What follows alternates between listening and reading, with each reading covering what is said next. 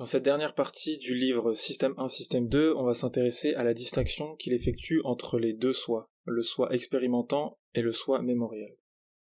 Les deux facettes du moi. Le moi expérimentant, il répond à la question est-ce que ça fait mal, est-ce que c'est plaisant maintenant, qu'est-ce que je ressens en ce moment, et le moi mémoriel, il répond plutôt à la question de comment c'était dans l'ensemble. Par exemple, si on soumet des gens à deux expériences douloureuses, par exemple une coloscopie, toutes les 60 secondes, on leur demandait d'indiquer le niveau de douleur dont ils faisaient l'expérience à cet instant. La différence entre les deux expériences, c'est que l'une se termine abruptement, tandis que l'autre dure plus longtemps, mais se termine de façon plus douce avec la douleur qui décroît progressivement. Une fois la procédure terminée, on leur demandait d'évaluer la somme totale de la douleur qu'ils venaient de vivre. Bien que le pic de douleur ait été le même dans les deux expériences, les participants ont indiqué avoir ressenti moins de douleur dans l'expérience la plus longue. En fait, on peut en dégager deux principes. La règle pic-fin. L'évaluation globale de l'expérience peut être prédite avec précision par la moyenne du niveau de douleur indiqué au pire moment ou le niveau de plaisir au meilleur moment de l'expérience et à sa fin. Il y a aussi la négligence de la durée, c'est-à-dire que la durée de la procédure n'a eu absolument aucun effet sur l'évaluation globale de la douleur totale. Ce qui explique pourquoi un pire épisode laissera finalement un meilleur souvenir, c'est que la formation de la mémoire de ce qu'il s'est passé est automatique. C'est une des caractéristiques du système 1 qui représente les ensembles par des moyennes. Si on s'était basé sur le moi expérimentant, l'expérience la plus douloureuse aurait été celle qui avait été la plus longue, même si elle se finit en douceur. Un autre exemple qu'il donne, c'est d'écouter un morceau de symphonie et être en extase pendant l'écoute, sauf qu'à la fin, le disque qui est rayé donne un son choquant, ce qui saccage le morceau. En vérité, c'est pas le morceau qui est saccagé, c'est seulement le souvenir qu'on en a. Le moi expérimentant a vécu une expérience presque entièrement plaisante, et la fin négative n'y changeait rien car elle avait déjà eu lieu. C'est le moi mémoriel qui attribue une note globale mauvaise à l'expérience. Le moi expérimentant ne peut pas s'exprimer. Le souvenir que garde le moi mémoriel est quant à lui un moment représentatif fortement influencé par le pic et par la fin de l'épisode. Il se trompe parfois, mais c'est lui qui enregistre et gouverne ce que nous apprenons de la vie, c'est lui qui prend les décisions. Les souvenirs sont tout ce qui nous reste de notre expérience de la vie, et la seule perspective que nous pouvons adopter quand nous pensons à notre expérience est donc celle du moi mémoriel. La négligence de la durée dans les choix.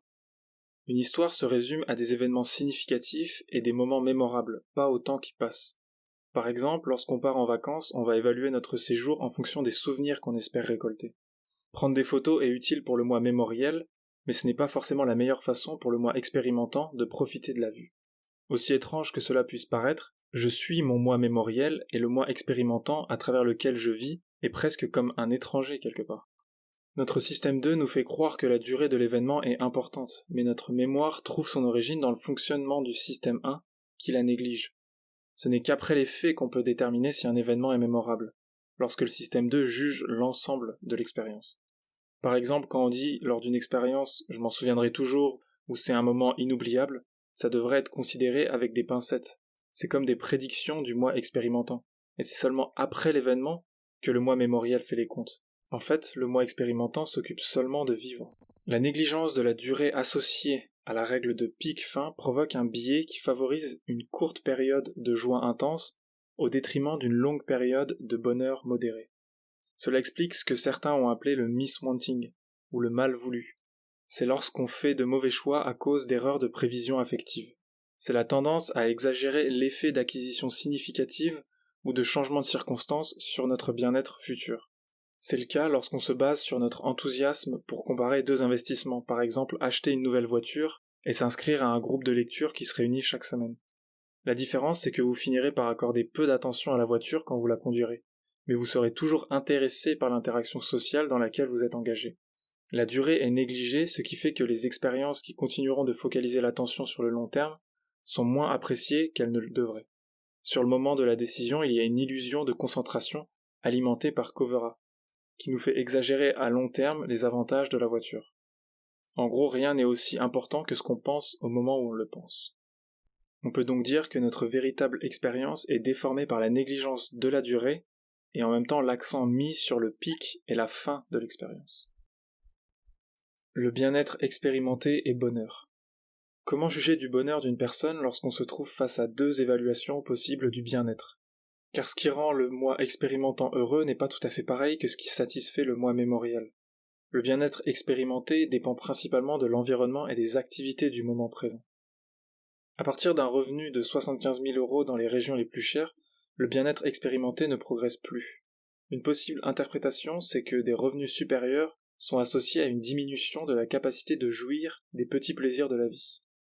Certains éléments viennent étayer cette hypothèse. En amorçant des étudiants avec l'idée de richesse, on s'aperçoit qu'on réduit l'expression de plaisir sur leur visage quand ils mangent une barre de chocolat. En gros, au-delà d'un certain revenu, on peut se payer davantage d'expériences agréables, mais on perd une partie de notre capacité à jouir des moins chers. Tous ces éléments font que c'est difficile de vraiment mesurer le bien-être. Il faut être méfiant des études sur le bonheur et se demander quelle facette du moi est interrogée. Il faut pouvoir idéalement prendre en compte le moi mémoriel et expérimentant, car leurs intérêts ne coïncident pas toujours, tout en prenant en compte les objectifs et la façon dont les gens considèrent les choses.